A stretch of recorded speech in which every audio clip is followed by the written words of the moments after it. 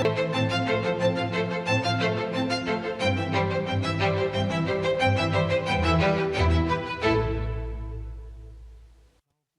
प्यारे देशवासियों, नमस्कार।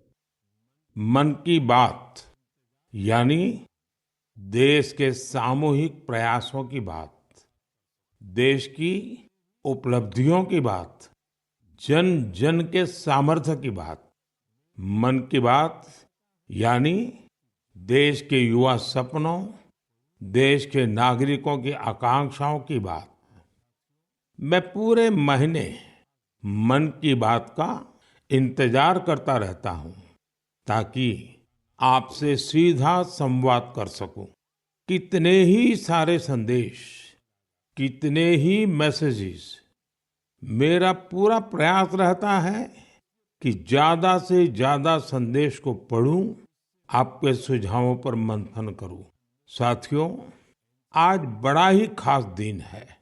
आज एनसीसी दिवस है। एनसीसी का नाम सामने आते ही हमें स्कूल कॉलेज के दिन याद आ जाते हैं। मैं स्वयं भी एनसीसी कैडेट रहा हूं, इसलिए पूरे विश्वास के साथ कह सकता हूं कि इससे मिला अनुभव मेरे लिए अनमोल है। एनसीसी युवाओं में अनुशासन, नेतृत्व और सेवा की भावना पैदा करती है। आपने अपने आसपास देखा होगा, जब भी कहीं कोई आपदा होती है, चाहे बाढ़ की स्थिति हो, कहीं भूकंप आया हो, कोई हादसा हुआ हो, वहां मदद करने के लिए एनसीसी के कैडेट्स जरूर मौजूद हो जाते हैं। आज देश में एनसीसी को मजबूत करने के लिए लगातार काम हो रहा है। 2014 में करीब 14 लाख युवा एनसीसी से जुड़े थे। अब 2024 में 20 लाख से ज्यादा युवा एनसीसी से जुड़े हैं। पहले के मुकाबले 5,000 और नए स्कूल कॉलेजों में अब एनसीसी की सुविधा हो गई है। और सबसे बड़ी बात, पहले एनसीसी में गर्ल्स कैडेट्स की संख्या करीब 25% के आसपास ही होती थी। अब एनसीसी में गर्ल्स कैडेट्स की संख्या करीब करीब 40% हो गई है। बॉर्डर किनारे रहने वाले युवाओं को ज्यादा से ज्यादा एनसीसी से जोड़ने का अभियान भी लगातार जारी है। मैं युवाओं से आग्रह करूंगा कि ज्यादा से ज्यादा संख्या में एनसीसी से जुड़े। आप देखिएगा, आप किसी भी कैरियर में जाए, एनसीसी से आपके व्यक्तित्व निर्माण में बड़ी मदद मिलेगी। साथियों, विकसित भारत के निर्माण में युवाओं का रोल बहुत बड़ा है। युवा मन जब एकजुट होकर देश की आगे की यात्रा के लिए मंथन करते हैं, चिंतन करते हैं, तो निश्चित रूप से इसके ठोस रास्ते निकलते हैं। आप जानते हैं, 12 जनवरी को स्वामी विवेकानंद जी की जयंती पर देश युवा दिवस मनाता है। अगले साल स्वामी विवेकानंद जी की 162वीं जयंती है। इस बार इसे बहुत खास तरीके से मनाया जाएगा। इस अवसर पर 11-12 जनवरी को दिल्ली के भारत मंडपम में युवा विचारों का महाकुंभ होने जा रहा है। और इस पहल का नाम है Viksit Bharat young leaders dialogue. Bharat भर से करोड़ों युवा इसमें भाग लेंगे। गांव, ब्लॉक, जिले, राज्य और वहां से निकलकर के चुने हुए ऐसे 2000 युवा भारत मंडपम में विकसित भारत यंग लीडर्स डायलॉग के लिए जुटेंगे। आपको याद होगा, मैंने लाल किले की प्राचीर से ऐसे युवाओं से राजनीति में आने का आह्वान किया है जिनके परिवार का कोई भी व्यक्ति और पूरे परिवार का पॉलिटिकल बैकग्राउंड नहीं है। ऐसे 1 लाख युवाओं को नए युवाओं को राजनीति से जोड़ने के लिए देश में कई तरह के विशेष अभियान चलेंगे। विकसित भारत यंग लीडर्स डायलॉग भी ऐसा ही एक प्रयास है। इसमें देश और विदेश से एक्सपर्ट्स आएंगे, अनेक राष्ट्रीय और अंतर्राष्ट्रीय हस्तियां भी रहेगी। मैं भी इसमें ज्यादा से ज्यादा समय उपस्थित रहूंगा। युवाओं के सीधे हमारे सामने अपने आइडियाज को रखने का अवसर मिलेगा। देश इन आइडियाज को कैसे आगे लेकर जा सकता है, कैसे एक ठोस रोडमैप बन सकता है, इसका एक ब्लूप्रिंट तैयार किया जाएगा। तो आप भी तैयार हो जाइए। जो भारत के भविष्य का निर्माण करने वाले हैं, जो देश की भावी पीढ़ी है, उनके लिए ये बहुत बड़ा मौका आ रहा है। आइए मिलकर देश बनाएं, देश को विकसित बनाएं। मेरे प्यारे देशवासियों, मन की बात में हम अक्सर ऐसे युवाओं की चर्चा करते हैं जो निस्वार्थ भाव से समाज के लिए काम कर रहे हैं। ऐसे कितने ही युवा हैं जो लोगों की छोटी छोटी समस्याओं का समाधान निकालने में जुटे हैं। हम अपने आसपास देखें तो कितने ही लोग दिख जाते हैं जिन्हें किसी न किसी तरह की मदद चाहिए, कोई जानकारी चाहिए। मुझे ये जानकर अच्छा लगा, कुछ युवाओं ने समूह बनाकर इस तरह की बात को भी एड्रेस किया है। जैसे लखनऊ के रहने वाले वीरेंद्र हैं, वो बुजुर्गों को डिजिटल लाइफ सर्टिफिकेट के काम में मदद करते हैं। आप जानते हैं कि नियमों के मुताबिक सभी पेंशनर्स को साल में एक बार लाइफ सर्टिफिकेट जमा कराना होता है। 2014 तक इसकी प्रक्रिया यह थी, इसे बैंकों में जाकर बुजुर्ग को खुद जमा करना पड़ता था। आप कल्पना कर सकते हैं कि इससे हमारे बुजुर्गों को कितनी असुविधा होती थी। अब ये व्यवस्था बदल चुकी है। अब डिजिटल लाइफ सर्टिफिकेट देने से चीजें बहुत ही सरल हो गई हैं। बुजुर्गों को बैंक नहीं जाना पड़ता। बुजुर्गों को टेक्नोलॉजी की वजह से कोई दिक्कत ना आए, इसमें वीरेंद्र जैसे युवाओं की बड़ी भूमिका है। वो अपने क्षेत्र के बुजुर्गों को इसके बारे में जागरूक करते रहते हैं। इतना ही नहीं, वो बुजुर्गों को टैक्स सेवी भी बना रहे हैं। ऐसे ही प्रयासों से आज डिजिटल लाइफ सर्टिफिकेट पाने वालों की संख्या 80 लाख के आंकड़े को पार कर गई है। इनमें से 2 लाख से ज्यादा ऐसे बुजुर्ग हैं जिनकी आयु 80 के भी पार हो गई है। साथियों, कई शहरों में युवा बुजुर्गों को डिजिटल क्रांति में भागीदार बनाने के लिए भी आगे आ रहे हैं। भोपाल के महेश ने अपने मोहल्ले के कई बुजुर्गों को मोबाइल के माध्यम से पेमेंट करना सिखाया है। इन बुजुर्गों के पास स्मार्टफोन तो था, लेकिन उसका सही उपयोग बताने वाला कोई नहीं था। बुजुर्गों को डिजिटल अरेस्ट के खतरे से बचाने के लिए भी युवा आगे आए हैं।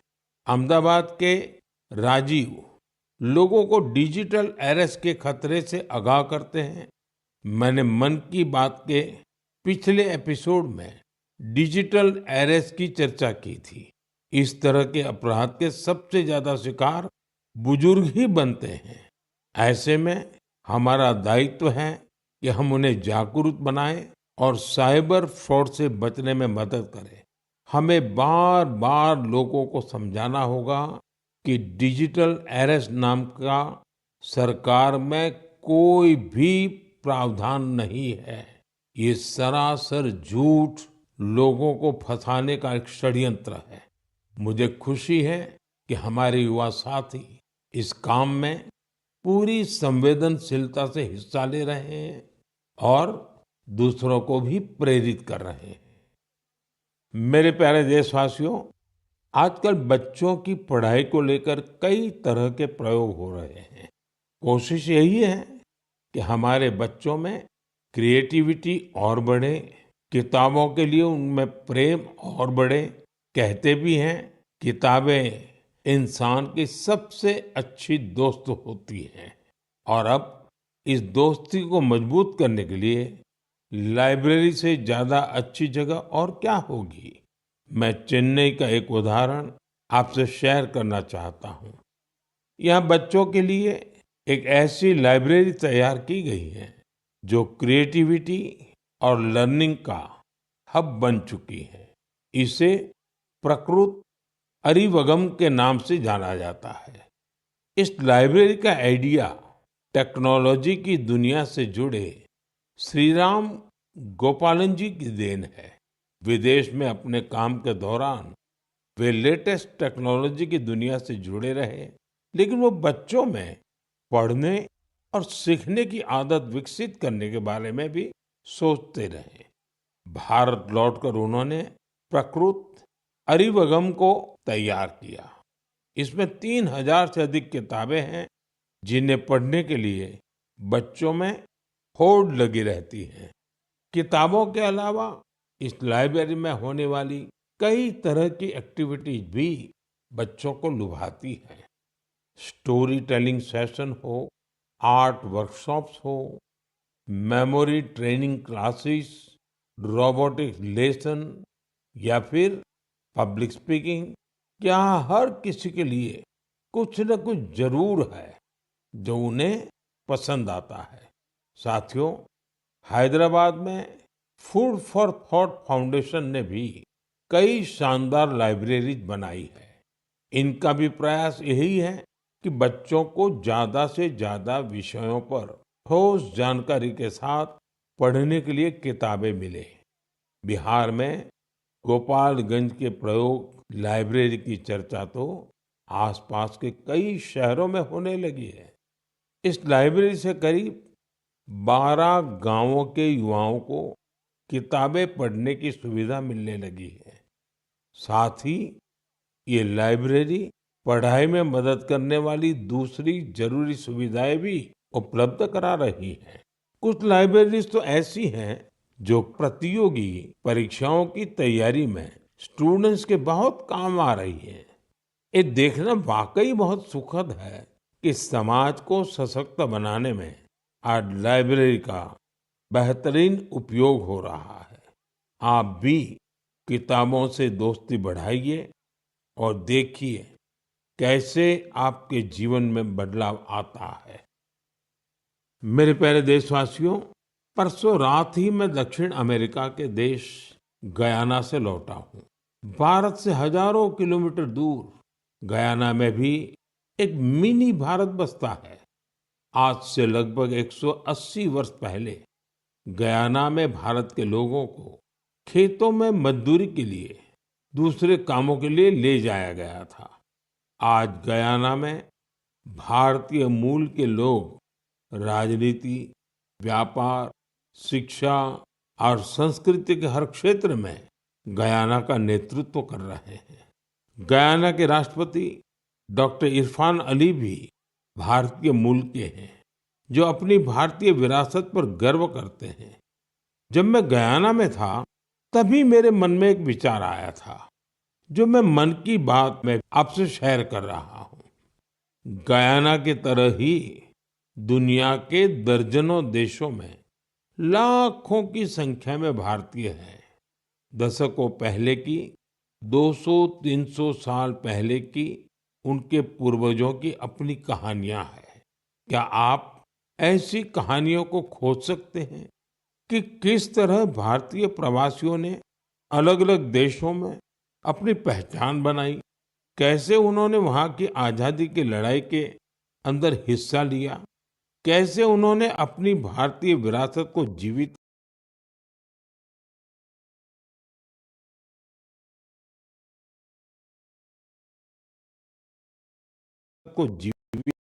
को जीवित रखा।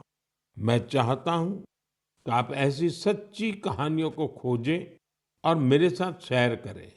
आप इन कहानियों को नमो ऐप पर या माय गॉव पर हैशटैग इंडियन डायस्पोरा स्टोरीज के साथ भी शेयर कर सकते हैं।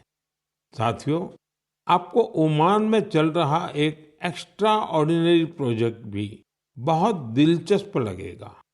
अनेकों भारतीय परिवार कई शताब्दियों से ओमान में रह रहे हैं। इनमें से ज्यादातर गुजरात के कच्छ से जाकर बसे हैं। इन लोगों ने व्यापार के महत्वपूर्ण लिंक तैयार किए थे। आज भी उनके पास ओमानी नागरिकता है, लेकिन भारतीयता उनकी रग रग में बसी है। ओमान में भारतीय दूतावास और नेशनल आर्काइव्स ऑफ इंडिया के सहयोग से एक टीम ने इन परिवारों की हिस्ट्री को प्रिजर्व करने का काम शुरू किया है। इस अभियान के तहत अब तक हजारों डॉक्यूमेंट्स जुटाए जा चुके हैं। इनमें diary, account book, ledgers, letters और टेलीग्राम शामिल है। इनमें से कुछ दस्तावेज तो सन 1838 के भी हैं। ये दस्तावेज भावनाओं से भरे हुए हैं। बरसों पहले जब वो ओमान पहुंचे तो उन्होंने किस प्रकार का जीवन जिया, किस तरह के सुख दुख का सामना किया और ओमान के लोगों के साथ उनके संबंध कैसे आगे बढ़े, ये सब कुछ इन दस्तावेजों का हिस्सा है। ओरल हिस्ट्री प्रोजेक्ट ये भी इस मिशन का एक महत्वपूर्ण आधार है। इस मिशन में वहाँ के वरिष्ठ लोगों ने अपने अनुभव साझा किए हैं। लोगों ने वहाँ अपने रहन सहन से जुड़ी बातों को विस्तार से बताया है। साथियों, ऐसा ही एक ओरल हिस्ट्री प्रोजेक्ट भारत में भी हो रहा है। इस प्रोजेक्ट के तहत इतिहास प्रेमी देश के विभाजन के कालखंड में पीड़ितों के अनुभवों का संग्रह कर रहे हैं। अब देश में ऐसे लोगों की संख्या कम ही बची है जिन्होंने विभाजन की विभीषिका को देखा है। ऐसे में यह प्रयास और ज्यादा महत्वपूर्ण हो गया है। साथियों, जो देश, जो स्थान अपने इतिहास को संजो कर रखता है, उसका भविष्य भी सुरक्षित रहता है। इसी सोच के साथ एक प्रयास हुआ है जिसमें गांवों के इतिहास को संजोने वाली एक डायरेक्टरी बनी है। समुद्री यात्रा के भारत के पुरातन सामर्थ्य से जुड़े साक्ष्यों को सहेजने का भी अभियान देश में चल रहा है। इस कड़ी में लोथल में एक बहुत बड़ा म्यूजियम भी बनाया जा रहा है। इसके अलावा आपके संज्ञान में कोई मैन्युस्क्रिप्ट हो, कोई ऐतिहासिक दस्तावेज हो, कोई हस्तलिखित प्रत हो, तो उसे भी आप नेशनल आर्काइव्स ऑफ इंडिया की मदद से सहेज सकते हैं। साथियों, मुझे स्लोवाकिया में हो रहे ऐसे ही एक और प्रयास के बारे में पता चला है जो हमारी संस्कृति को संरक्षित करने और उसे आगे बढ़ाने से जुड़ा है। यहाँ पहली बार स्लोवाक लैंग्वेज में हमारे उपनिषदों का अनुवाद किया गया है। इन प्रयासों से भारतीय संस्कृति के वैश्विक प्रभाव का भी पता चलता है। हम सभी के लिए ये गर्व की बात है कि दुनिया भर में ऐसे करोड़ों लोग हैं जिनके हृदय में भारत बसता है। मेरे प्यारे देशवासियों, अब मैं आपसे देश की एक ऐसी उपलब्धि साझा करना चाहता हूं जिसे सुनकर आपको खुशी भी होगी और गौरव भी होगा, और अगर आपने नहीं किया है तो शायद पछतावा भी होगा। कुछ महीने पहले हमने एक पेड़ माँ के नाम अभियान शुरू किया था। इस अभियान में देश भर के लोगों ने बहुत उत्साह से हिस्सा लिया। मुझे ये बताते हुए बहुत खुशी हो रही है कि इस अभियान ने 100 करोड़ पेड़ लगाने का अहम पड़ाव पार कर लिया है। 100 करोड़ पेड़, वो भी सिर्फ 5 महीनों में। ये हमारे देशवासियों के अथक प्रयासों से ही संभव हुआ है। इससे जुड़ी एक और बात जानकर आपको गर्व होगा। एक पेड़ माँ के नाम अभियान अब दुनिया के दूसरे देशों में भी फैल रहा है।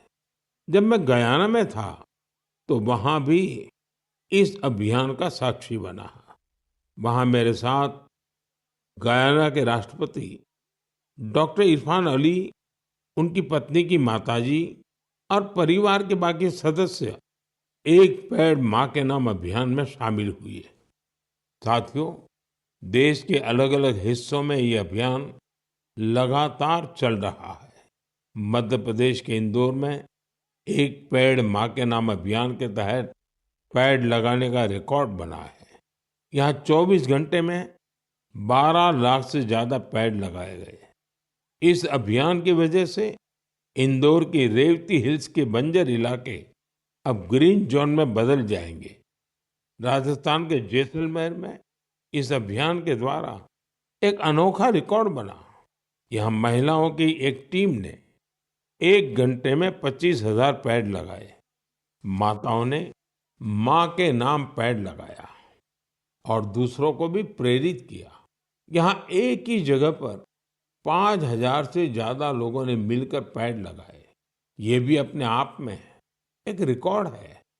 एक पेड़ मां के नाम अभियान के तहत कई सामाजिक संस्थाएं स्थानीय जरूरतों के हिसाब से पेड़ लगा रही है। उनका प्रयास है कि जहां पेड़ लगाए जाएं, वहां पर्यावरण के अनुकूल पूरा इकोसिस्टम डेवलप हो। इसलिए ये संस्थाएं कहीं औषधीय पौधे लगा रही हैं, तो कहीं चिड़ियों का बसेरा बनाने के लिए पेड़ लगा रही है। बिहार में जीविका सेल्फ हेल्प ग्रुप की महिलाओं ने 75 लाख पेड़ लगाने का अभियान चला रही है। इन महिलाओं का फोकस फल वाले पेड़ों पर है, जिससे आने वाले समय में आय भी की जा सके। साथियों, इस अभियान से जुड़कर कोई भी व्यक्ति अपनी मां के नाम पर पेड़ लगा सकता है। अगर मां साथ है तो उन्हें साथ लेकर आप पेड़ लगा सकते हैं। नहीं तो उनकी तस्वीर साथ में लेकर आप इस अभियान का हिस्सा बन सकते हैं। पेड़ के साथ आप अपनी सेल्फी भी mygov.in पर पोस्ट कर सकते हैं।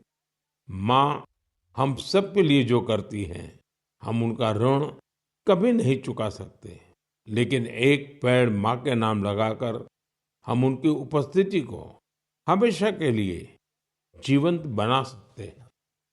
मेरे प्यारे देशवासियों, आप सभी लोगों ने बचपन में गोरैया या स्पैरो को अपने घर की छत पर, पेड़ों पर चहकते हुए जरूर देखा होगा।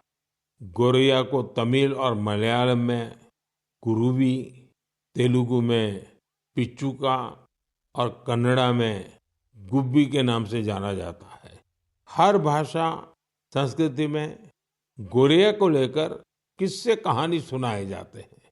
हमारे आसपास बायोडायवर्सिटी को बनाए रखने में गोरैया का एक बहुत महत्वपूर्ण योगदान होता है। लेकिन आज शहरों में बड़ी मुश्किल से गोरैया दिखती है। बढ़ते शहरीकरण की वजह से गोरैया हमसे दूर चली गई है। आज की पीढ़ी के ऐसे बहुत से बच्चे हैं जिन्होंने गोरैया को सिर्फ तस्वीरों या वीडियो में देखा है। ऐसे बच्चों के जीवन में इस प्यारी पक्षी की वापसी के लिए कुछ अनोखे प्रयास हो रहे हैं। चेन्नई के कुडुगल ट्रस्ट ने गोरैया की आबादी बढ़ाने के लिए स्कूल के बच्चों को अपने अभियान में शामिल किया है।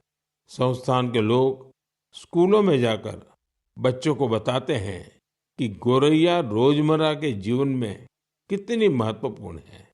ये संस्थान बच्चों को गोरैया का घोंसला बनाने की ट्रेनिंग देते हैं। इसके लिए संस्थान के लोगों ने बच्चों को लकड़ी का एक छोटा सा घर बनाना सिखाया। इसमें गोरैया को रहने खाने का इंतजाम किया। ये ऐसे घर होते हैं जिन्हें किसी भी इमारत की बाहरी दीवार पर या पेड़ पर लगाया जा सकता है। बच्चों ने इस अभियान में उत्साह के साथ हिस्सा लिया और गोरैया के लिए बड़ी संख्या में घोंसला बनाना शुरू कर दिया। पिछले 4 वर्षों में संस्था ने गोरैया के लिए ऐसे 10,000 घोंसले तैयार किए हैं। कुडुगल ट्रस्ट की इस पहल से आसपास के इलाकों में गोरैया की आबादी बढ़नी शुरू हो गई है। आप भी अपने आसपास ऐसे प्रयास करेंगे तो निश्चित तौर पर गोरैया फिर से हमारे जीवन का हिस्सा बन जाएगी।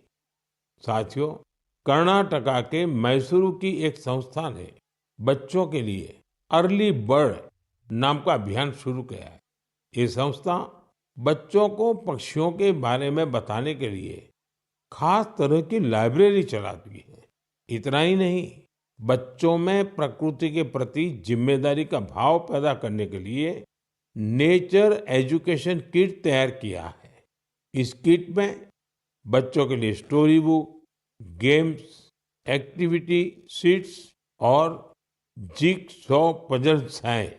ये संस्था शहर के बच्चों को गांवों में लेकर जाती है और उन्हें पक्षियों के बारे में बताती हैं। इस संस्था के प्रयासों की वजह से बच्चे पक्षियों की अनेक प्रजातियों को पहचानने लगे हैं। मन की बात के श्रोता भी इस तरह के प्रयास से बच्चों में अपने आसपास को देखने, समझने का अलग नजरिया विकसित कर सकते हैं। मेरे प्यारे देशवासियों, आपने देखा होगा, जैसे ही कोई कहता है सरकारी दफ्तर, तो आपके मन में फाइलों के ढेर की तस्वीर बन जाती है। आपने फिल्मों में भी ऐसा ही कुछ देखा होगा। सरकारी दफ्तरों में इन फाइलों के ढेर पर कितने ही मजाक बनते रहते हैं, कितनी ही कहानियां लिखी जा चुकी है। बरसों बरस तक ये फाइलें ऑफिस में पड़े पड़े धूल से भर जाती थी, वहां गंदगी होने लगती थी। ऐसी दशकों पुरानी फाइलों और स्क्रैप को हटाने के लिए एक विशेष स्वच्छता अभियान चलाया गया। आपको ये जानकर खुशी होगी कि सरकारी विभागों में इस अभियान के अद्भुत परिणाम सामने आए हैं। साफ सफाई से दफ्तरों में काफी जगह खाली हो गई है। इससे दफ्तर में काम करने वालों में एक ओनरशिप का भाव भी आया है। अपने काम करने की जगह को स्वच्छ रखने की गंभीरता भी उनमें आई है। साथियों, आपने अक्सर बड़े बुजुर्गों को कहते सुना होगा कि जहाँ स्वच्छता होती है वहाँ लक्ष्मी जी का वास होता है। हमारे यहाँ कचरे से कंचन का विचार बहुत पुराना है। देश के कई हिस्सों में युवा बेकार समझे जाने वाली चीजों को लेकर कचरे से कंचन बना रहे हैं, तरह तरह के इनोवेशन कर रहे हैं। इससे वो पैसे कमा रहे हैं, रोजगार के साधन विकसित कर रहे हैं। ये युवा अपने प्रयासों से सस्टेनेबल लाइफस्टाइल को बड़ी बढ़ावा दे रहे हैं। मुंबई की दो बेटियां का ये प्रयास वाकई बहुत प्रेरक है। अक्षरा और प्रकृति नाम की ये दो बेटियां कतरन से फैशन के सामान बना रही है। आप भी जानते हैं, कपड़ों की कटाई सिलाई के दौरान जो कतरन निकलती है, इसे बेकार समझकर फेंक दिया जाता है। अक्षरा और प्रकृति की टीम उन्हीं कपड़ों के कचरे को फैशन प्रोडक्ट में बदलती है। कतरन से बनी टोपियां, बैग हाथों हाथ बिक भी रही है। साथियों, साफ सफाई को लेकर यूपी के कानपुर में भी अच्छी पहल हो रही है। यहाँ कुछ लोग रोज सुबह मॉर्निंग वॉक पर निकलते हैं और गंगा के घाटों पर फैले प्लास्टिक और अन्य कचरे को उठा लेते हैं। इस समूह को कानपुर प्लॉगर्स ग्रुप नाम दिया गया है। इस मुहिम की शुरुआत कुछ दोस्तों ने मिलकर की थी। धीरे धीरे ये जन भागीदारी का बड़ा अभियान बन गया। शहर के कई लोग इसके साथ जुड़ गए हैं। इसके सदस्य अब दुकानों और घरों से भी कचरा उठाने लगे हैं। इस कचरे से रिसाइकल प्लांट में ट्री गार्ड तैयार किए जाते हैं। यानी इस ग्रुप के लोग कचरे से बने ट्री गार्ड से पौधों की सुरक्षा भी करते हैं। साथियों, छोटे छोटे प्रयासों से कैसी बड़ी सफलता मिलती है, इसका एक उदाहरण असम की इतिशा भी है। इतिशा की पढ़ाई लिखाई दिल्ली और पुणे में हुई है। इतिशा कॉरपोरेट दुनिया की चमक दमक छोड़कर अरुणाचल की सांगती घाटी को साफ बनाने में जुटी है। पर्यटकों की वजह से वहां काफी प्लास्टिक वेस्ट जमा होने लगा था। वहां की नदी जो कभी साफ थी, वो प्लास्टिक वेस्ट की वजह से प्रदूषित हो गई थी। इसे साफ करने के लिए इतिशा स्थानीय लोगों के साथ मिलकर काम कर रही है। उनके ग्रुप के लोग वहां आने वाले टूरिस्ट को जागरूक करते हैं और प्लास्टिक वेस्ट को कलेक्ट करने के लिए पूरी घाटी में बांस से बने कूड़ेदान लगाते हैं। साथियों, ऐसे प्रयासों से भारत के स्वच्छता अभियान को गति मिलती है। ये निरंतर चलते रहने वाला अभियान है। आपके आसपास भी ऐसा जरूर होता ही होगा।